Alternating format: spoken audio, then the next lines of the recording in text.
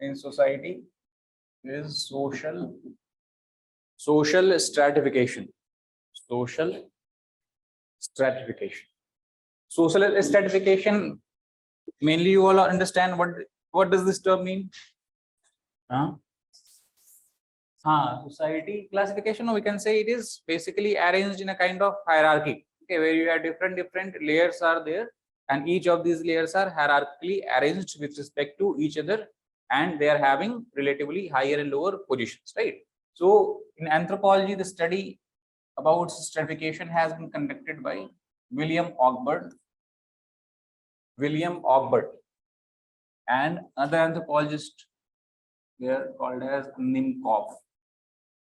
Okay, so William Ogbert and Nimkov, they have written a book, right? Year was 1977. Okay, the book is called as A Handbook of Sociology.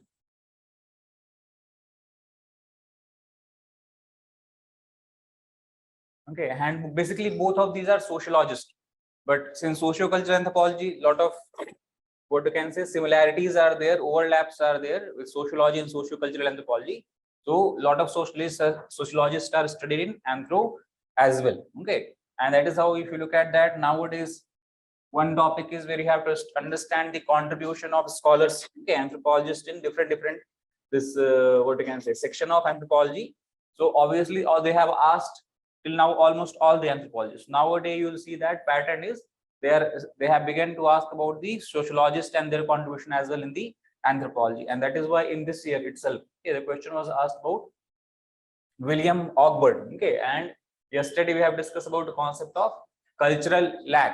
Okay, so William Ogbert and what has been his contribution in the cultural lag. So we have to prepare about them. So anyway, if we talk about Ogbert and Nimkov, they wrote a book, the Handbook of Sociology, 1977.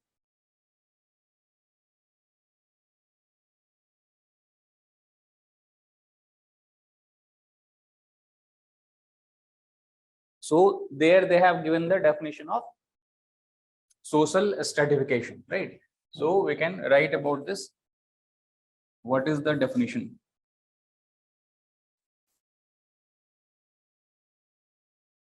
So it is the process. It is a process by which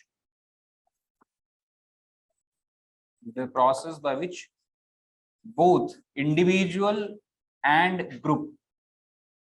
It is a process by which both individual and group are ranked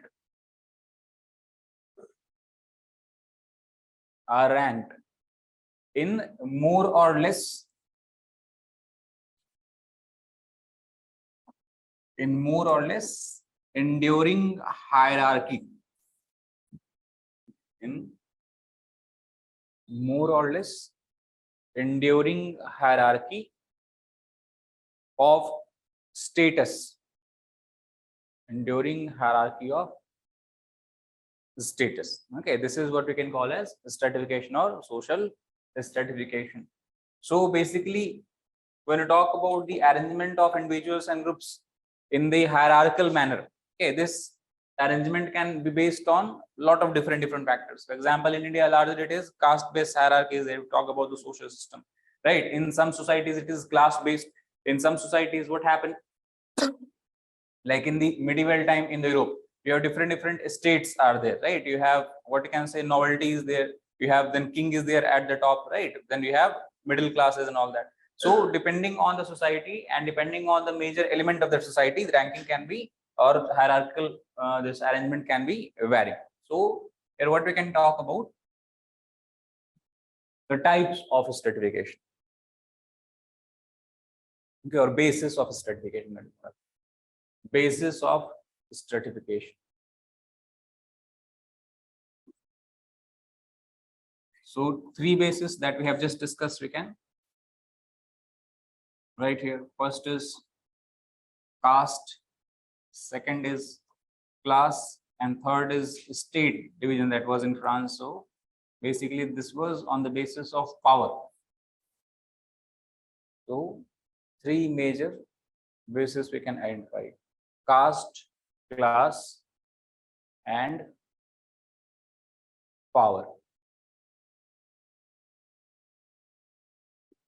Okay, total schools, number of schools we have discussed now in diffusionism. How many schools are there? Three are there, right? What are three?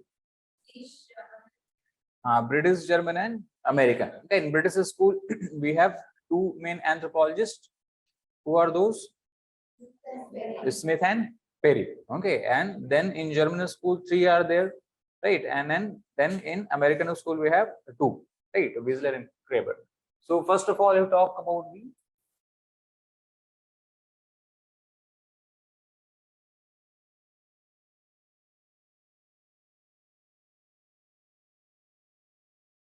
British school of diffusionism. So there we have to study about Smith and Perry. Both basically Perry was a student of Smith, very much influenced also by the Smith. Okay, and this school also, Smith and Perry's view, is also referred as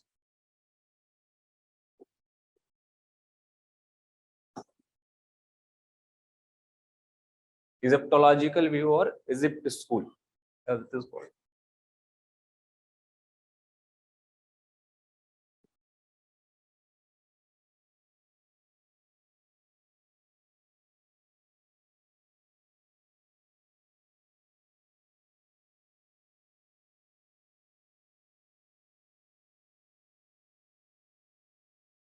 Right. So basically, diffusionism, what is the concept of diffusionism? Basically, what happens if we talk about any cultural traits? What is diffusionism talking about?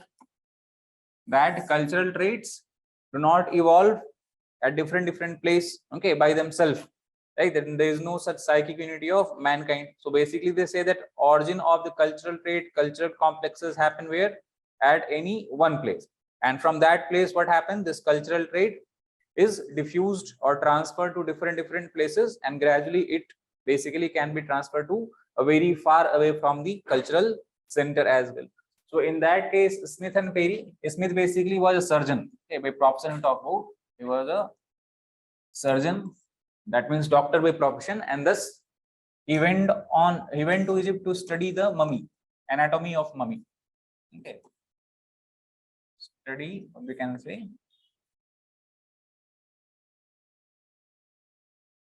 anatomy of mummy. And that time he was not very much aware. By the time he went to Egypt, he was not very much aware about Egyptian culture, civilization, all those things.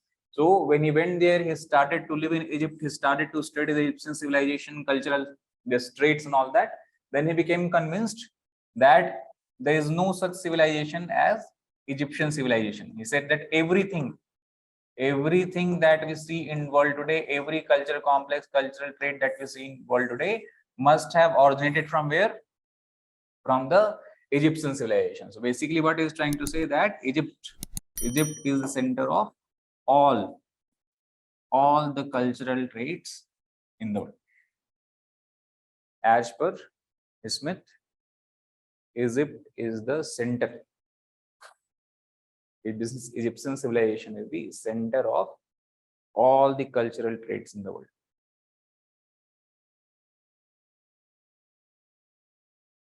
Okay, and since everything cultural trait, all the cultural trait complex in the world has originated from Egypt, thus he said that what we can call Egypt, we call it as a cradle of civilization. Okay, this term you can write, very important. He said that Egypt is the cradle of civilization.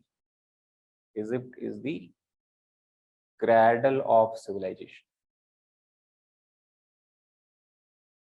Relation, very important diagram you can draw anytime if you're talking about this concept. So basically, how many varnashrams are there to talk about varnashram? 4 ashrams are to talk about today. Okay, but basically we try to understand broadly. What is the first ashram? Brahmacharya is there. Okay, so suppose first of all, what is happening? An individual is born, so birth is happening. After birth, the first ashram which an individual becomes part of is what? Brahmacharya ashram. Once he fulfills his duties and obligation of Brahmacharya ashram, then he graduates to Grahasth ashram.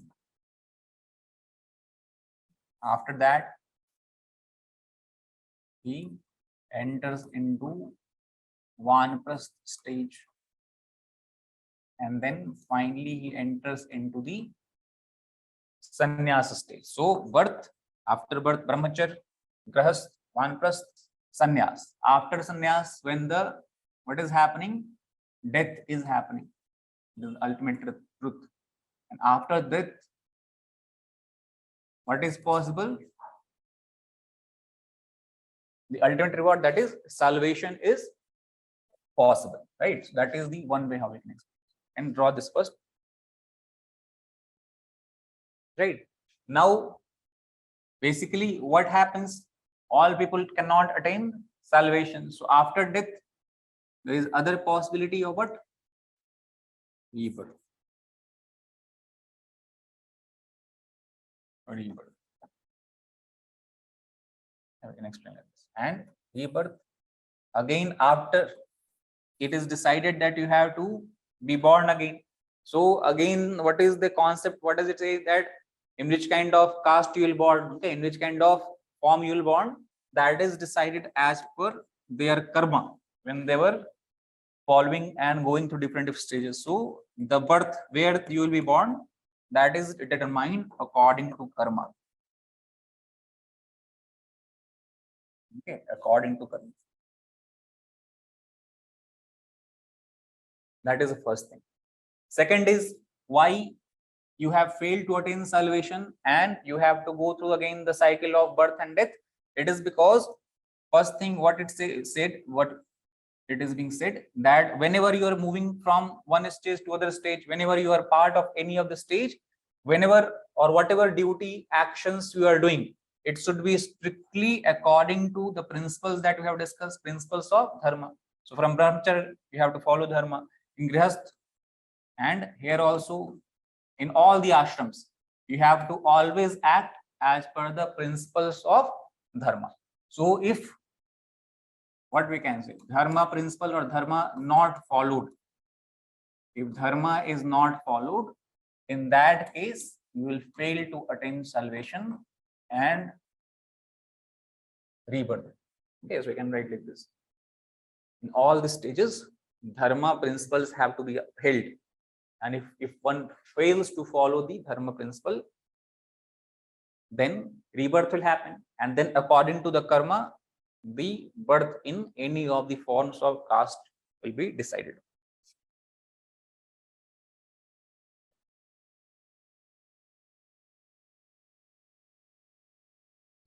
In grihasth, few other things we can add. In grihasthashram, apart from following dharma, you have to also, this is the ashram where you'll have opportunity to what? To take part in or participate in acts of earth, kam, and rina.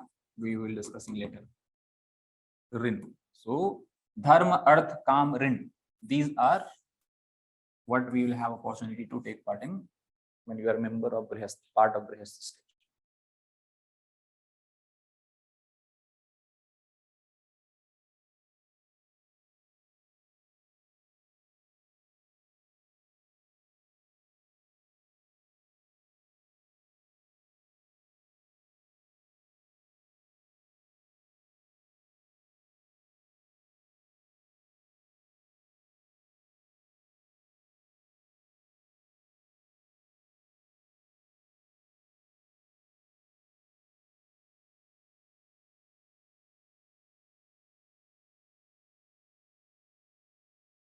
Right. So this is the overall what we can explain is in crux of the entire concept of Purusarth and how Purusarth is interlinked with the Varnashram system. Right. So we have to understand about now each of the Varna stages, Varnashram stages. So we can give the heading concept of Varnashram. Concept of Varnashram. First is Brahmacharya Ashram.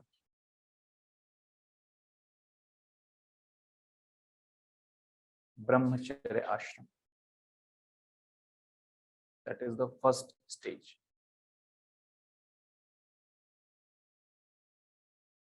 So first of all, we have is primitive brachiation.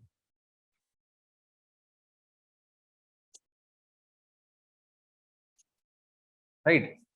Primitive brachiation, first point, what we can understand, this is like secondary form of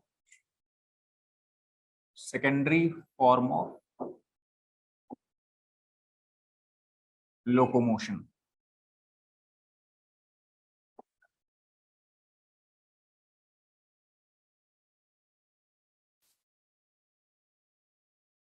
Okay. Why secondary form locomotion? Because generally it is practiced by those apes or those organisms which are largely walking on the land. Okay, and sometimes they have to walk within the trees. So generally what we can say, they are land dwelling, but sometimes they become tree dweller, and when they become tree dweller, they start to do primitive brachiation. Example you can write is orangutans. Okay. Orangutans,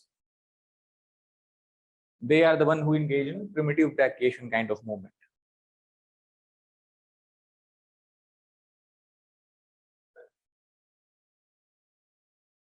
Right. So in primitive brachiation, what happens? For example, you have a tree branch like this. So the monkey is hanging, let us suppose like this. Okay, or orangutans we're talking, hanging like this. So if he has to move, okay, it has to move either in this direction or in this direction. How it will move? It turns its entire body by 180 degree. Okay, so what will happen next time if it has moved like this? It will turn from here and catch the branch here. Again, after that, it will turn like this and catch the branch like this. So 180 degree kind of movement that is happening, that is called as primitive brachiation. Reason is because the hand does not rotate, okay, as that we see in the case of monkeys. Okay, that is why they cannot move 360 degree completely. So that is what we can write about. In primitive brachiation, the movement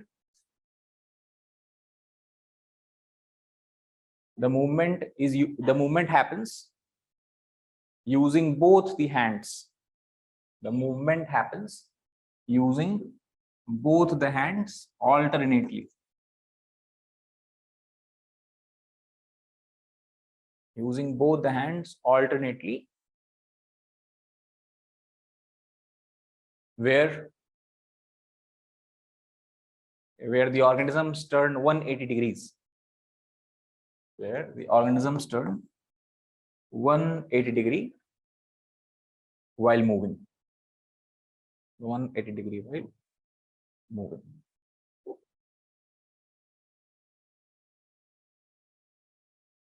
That is the primitive brachiation. Second is what is referred as true brachiation.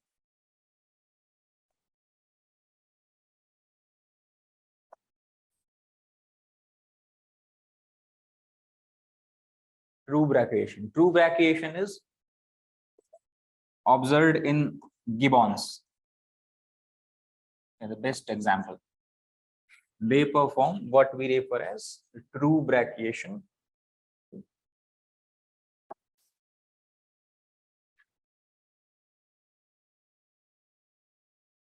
So true brachiation involves the element of jumping and leaping, okay, between the branches. That is the first point. This element of jumping and leaping while moving through or between the branches.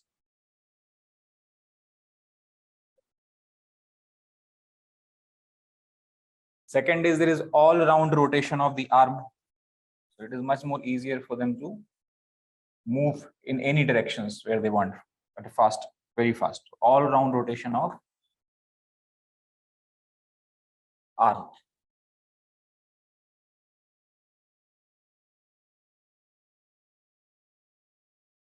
Then here also both arms are used, or both hands, you can say both hands are used. Both hands are used. So these are three characteristic features of true brachiation. Okay, so basically what happens, they are very flexible. Okay, like for example, they are hanging, suppose at this particular point, in this case, and there are trees on the back side, trees on the front side, there is the left and right. So in a very short span of time, they can move in around any direction. Okay, but on the other hand, orangutan we talk about if the branch is here or there. Okay, like suppose one branch is extending like this in this direction. then they cannot directly jump from there to there. Okay, because they are, first of all, they have very heavy body size. That is why long flight is not possible. So if they want to come to from branch 1 to branch 2, how they have to move? First they have to come here and then have to come here. Okay, or on the other side, if branch is like this, then they have to go there and there. Okay, or if branch is like this, they have to come here and then here. Okay, on the other hand, if talk about gibbons, gibbons can directly jump to any of these branches. Okay, because they have very short and compact body. So that is why the flight, okay, the duration, what we can say, the distance of flight is much more higher as compared to the heavy rain. So 3 characteristics are there. Now, what are the features? Okay, physical features that make true brachiation possible. So 2-3 unique features we can take. Features, that means physical features of gibbons, for example. Physical feature of gibbons. Result or outcome of this.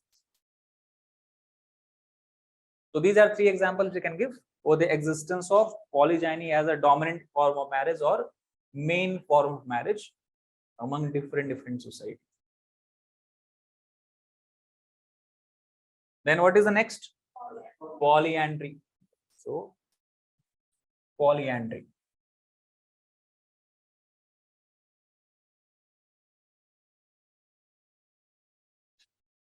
So just opposite of polygyny.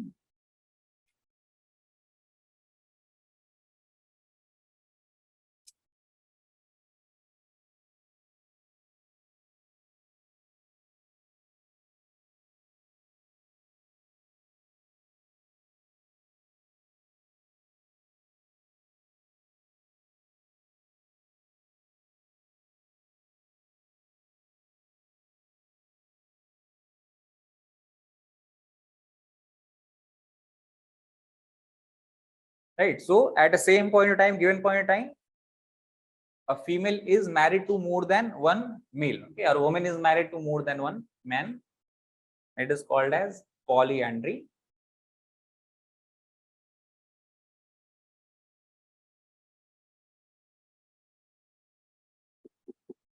There also we have 2 types, same like that.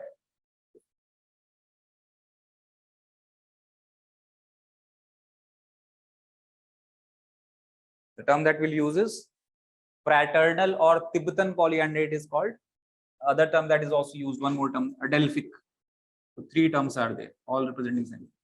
Fraternal polyandry, Tibetan polyandry, or Adelphic polyandry.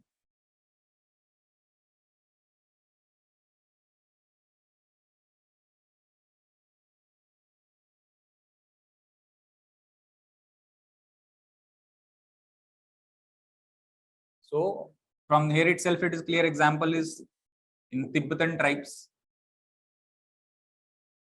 Among the Tibetan tribes, other example is Khasa tribes of Uttar Pradesh. Uttarakhand also they are spread. So Khasas of Uttar Pradesh, Uttarakhand. We have Kota tribe of Nilgiris. Kotas of Nilgiris. Tibetan tribe, Khasa tribe, Kota tribe. There we see the example of fraternal polyandry.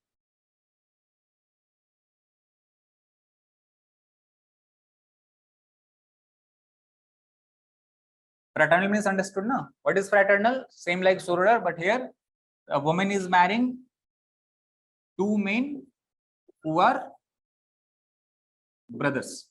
Okay, that is the fraternal polyandry.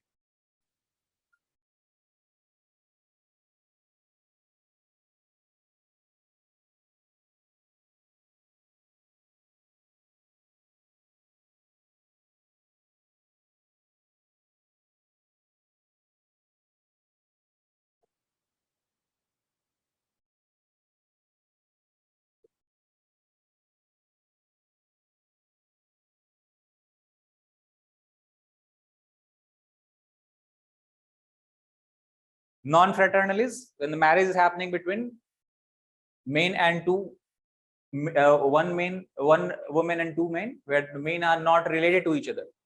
That is the non-fraternal polyandry. So Marquesans of Melanesia example. This is followed among the Marquesan tribes of Melanesia.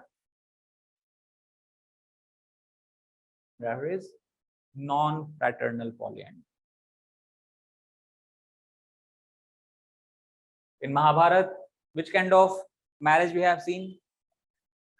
Which kind of polyandry? Fraternal polyandry. So, Draupadi and Pandavas. That is also, you can write mythological examples as well of fraternal polyandry.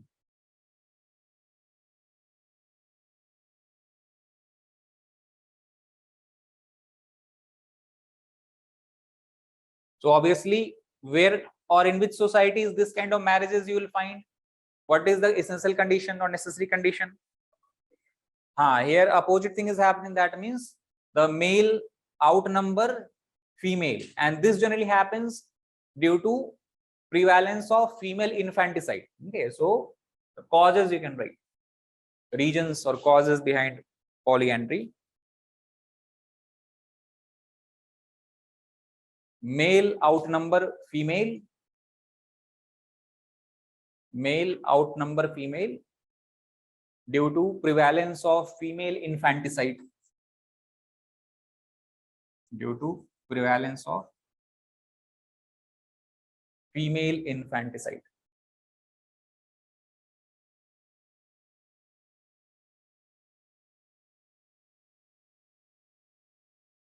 Last, if you look at the size of the forelimbs, size of the limbs in apes, what happened?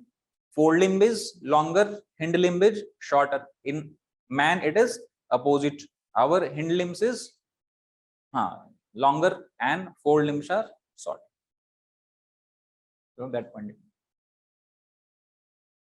Forelimb is shorter and hind limbs is longer in man. Forelimbs and hind limbs.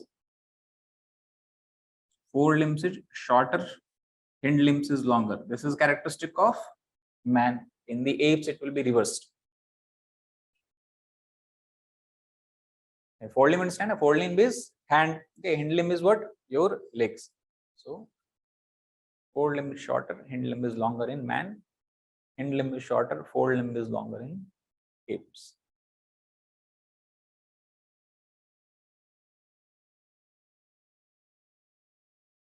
Right? Why again? It is because of bipedalism versus quadrupedalism. Since the apes have to walk on the all the four limbs. What will happen if this part is shorter? They'll not be able to even reach the ground. Okay, so effectively, how they can reach the ground? This can be shorter, but this part has to be small because they have to bend the entire body, and then they can walk on knuckles or this palm also. Okay, we have two types of motion also. Knuckle walking. Okay, knuckle walking means they make like this and then walk on the knuckle, and one is the palm walking. They put the entire palm and walk like this. So knuckle walking is characteristic of gorillas. Okay, palm walking is characteristic of your orangutans are there. Okay, they walk on the forelimbs and hind limbs.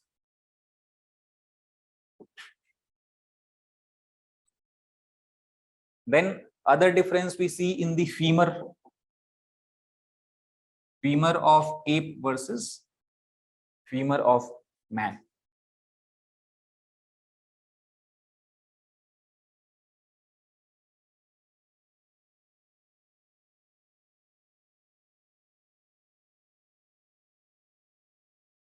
Okay, so in femur there is an angle that is called as femur angle. Like for example, this is thigh bone, and femur is associated with what? Attached with what? Attached to the pelvic girdle. So here it is attaching to pelvic.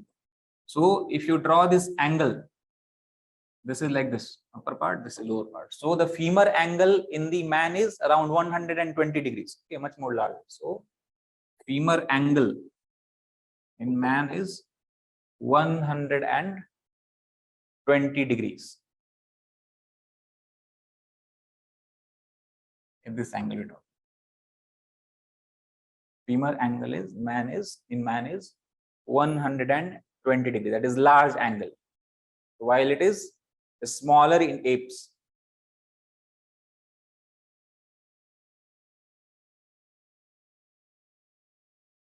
Smaller in apes.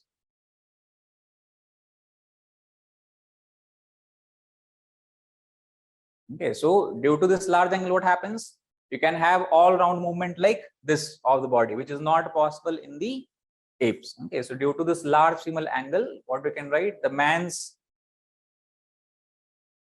movement is all round in nature. Man's movement is all round in nature.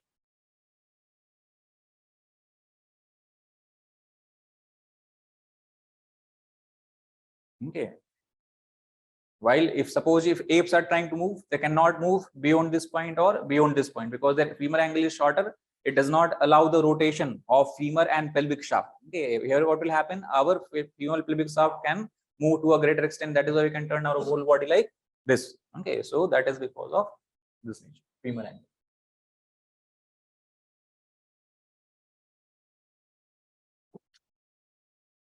In the femur itself, there is one other difference. Is a part of femur that is called as linea aspera. On the femur, there is a linea aspera which is serving as an attachment site.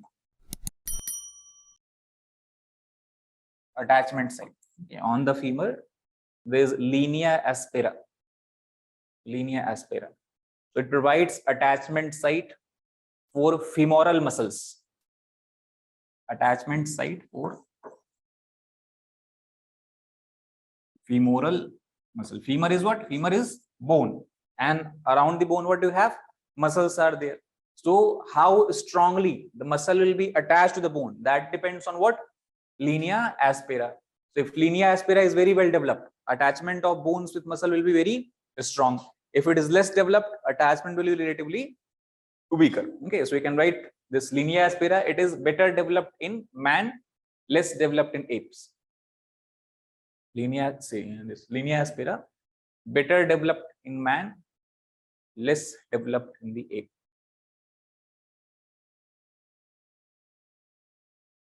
Again, the reason is bipedalism, because when we have to walk, okay, this muscle need to be properly attached to the femur, then only it can transfer or bear the weight of the entire body. If the muscle itself is not greatly attached or not, what you can say, properly attached, then what will happen? The walking will become very, very difficult. You cannot keep erect posture. Okay, you will have to like have a kind of bend. Okay, if the muscle attachment is weaker. So then right, it helps in erect posture while walking. It helps in erect posture of man. Helps in erect posture of man while walking.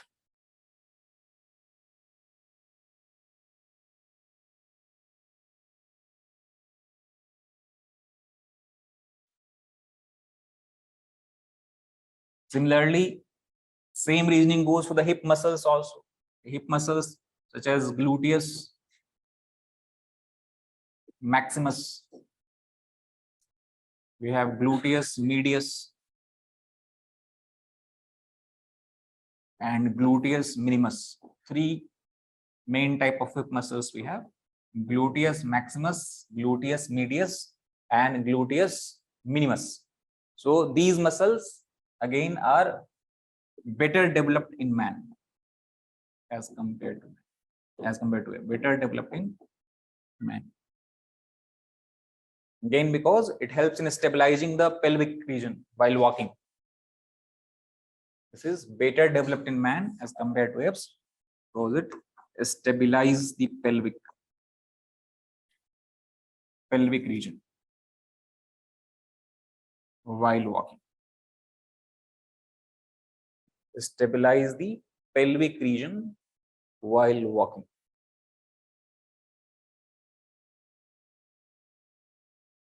Okay, so what is the last topic we have discussed?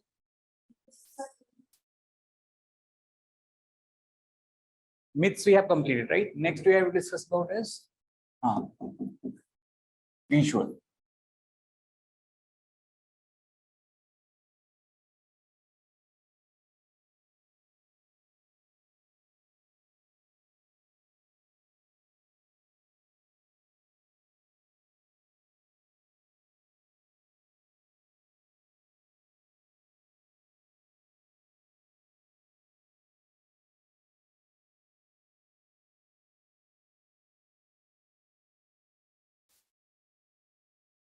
Right, so definition of ritual. It has been given by McIver.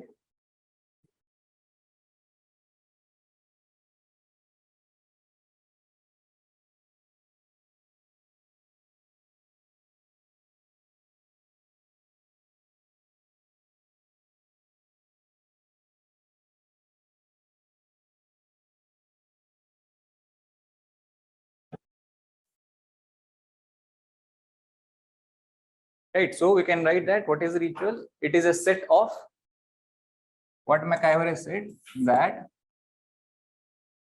talk about ritual. It is a set of formalized ceremonial acts. It is a set of formalized ceremonial acts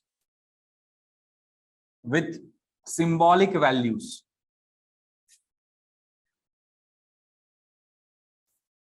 Formalized ceremonial act with symbolic value, which is performed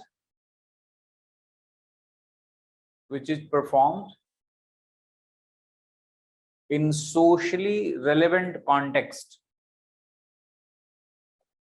which is performed in socially relevant context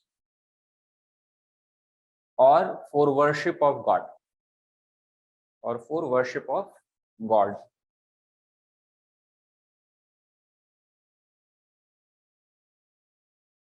right? So what is the ritual? Something we all have participated at least once in our life. So mostly we talk about rituals are associated with what? Some important life events are there, right? For example, birth ceremony can be there, right? You have this marriage ceremony can be there, death ceremony can be there. In many societies, the transition ceremony is also done when a person attains a certain age, right? So either for these kind of purposes, which is relevant for the society, or for worshipping of God, there also we have a lot of elaborate rituals are there. So basically, ritual is something that is, McIver is saying that it is having which kind of value? It is having a symbolic value, okay, and it is having a symbolic value. And also talk about, it's not that randomly any person can do any ritual as per their own desire. Ritual is something that already has been clearly established that for this purpose, this is how you have to participate in. So that is what he's saying in beginning, that it is a formalized. Formalized means it is established formally by the society, by societal rules, and that is how everyone participates in that, right? That is the ritual.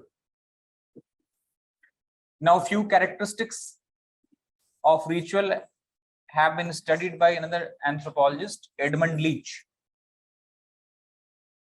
3-4 important characteristics he have explained about ritual, Edmund Leach. Basically, it's same thing that we have discussed. We just have to write in more formal manner. First, he says that it is repeated behavior. It's not that ritual will happen only once and never occur again. The engagement ritual, the act of ritual, this is a repeated behavior. It keeps repeating in society from time to time.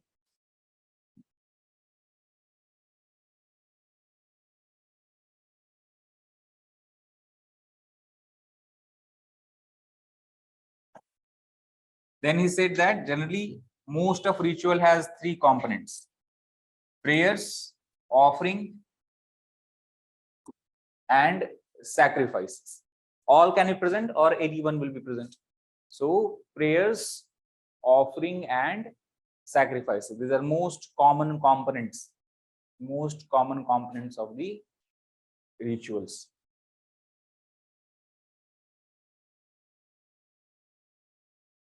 Then third point, he says it is based on common knowledge. Rituals are based on common knowledge.